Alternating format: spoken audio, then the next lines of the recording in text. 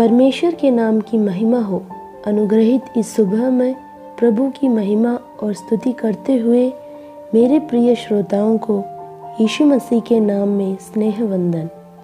निर्गमन की पुस्तक 32वां अध्याय 14वां वाक्य।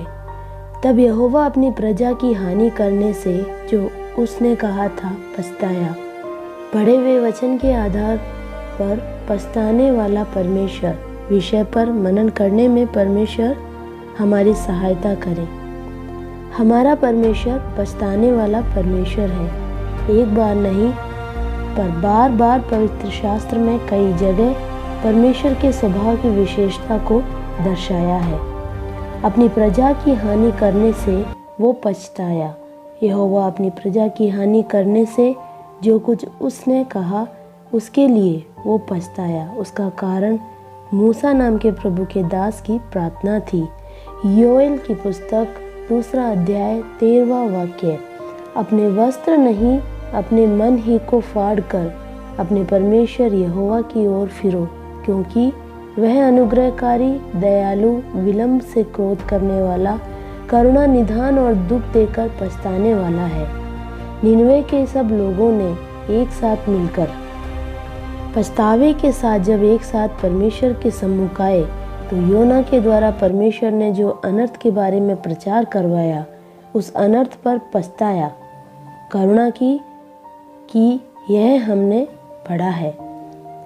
दयालु परमेश्वर के हृदय को दिखाने वाला एक और वाक्य है होशे की पुस्तक 11वां अध्याय 8वां और 9वां। हे एप्रैम, मैं तुझे कैसे छोड़ दूं? हे इज़राइल, मैं कैसे तुझे शत्रु के वश में कर दूं? मैं कैसे तुझे अदमा के समान छोड़ दूं और सयोईम के समान कर दूं? मेरा हृदय तो उलट पुलट हो गया, मेरा मन स्नेह के मारे पिघल गया है। मैं अपने क्रोध को भड़कने न दूंगा और न मैं फिर एप्रैम को नाश करूंगा, क्योंकि मैं मनुष्य नहीं परमेश्वर हूँ। मैं तेरे बीच में रहने वाला पवित्र हूँ। मैं क्रोध करके न आऊँगा। यिर्मयाह की पुस्तक 18वां अध्याय 8वां वाक्य। तब यदि उस जाति के लोग जिसके विषय में मैंने यह बात कही हो अपनी बुराई से फिरे, तो मैं उस विपत्ति के विषय जो मैंने उन पर डालने की ठानी हो पछताऊँगा। पहला इतिहास 21वां अध्याय 15, 16, 17वां वाक्य।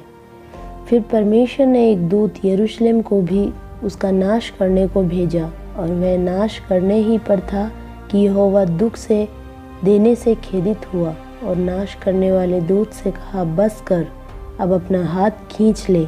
उस समय यहोवा का दूत यबूसी और नान के खलियान के पास खड़ा था। दाऊद ने आंखें उठाकर देखा कि यहोवा का दूत हाथ में खींची हुई और यरूशलेम के ऊपर बढ़ाई हुई एक तलवार लिए हुए आकाश के बीच में खड़ा है। तब दाऊद और पुरनिये टाट पहने हुए मुंह के बल गिरे। तब दाऊद ने परमेश्वर से कहा, जिसने प्रजा की गिनती लेने की आज्ञा दी थी, वह क्या मैं नहीं हूँ? हाँ, जिसने पाप किया और बहुत बुराई की, वह तो मैं ही हूँ। परंतु इन भेड़ बकरियों ने क्या किया है? इसलिए हे मेरे परमेश्वर यहोवा, तेरा हाथ मेरे पिता के घराने के विरुद्ध हो, परंतु तेरी प्रजा के विरुद्ध ना हो कि वे मारे जाएं। प्रियो, परमेश्वर के जन के रूप में अभिमान करने वाले परमेश्वर से हृदय से दूर होकर जीते हैं। तब परमेश्वर नाश करने वाले दूत को नहीं भेजता।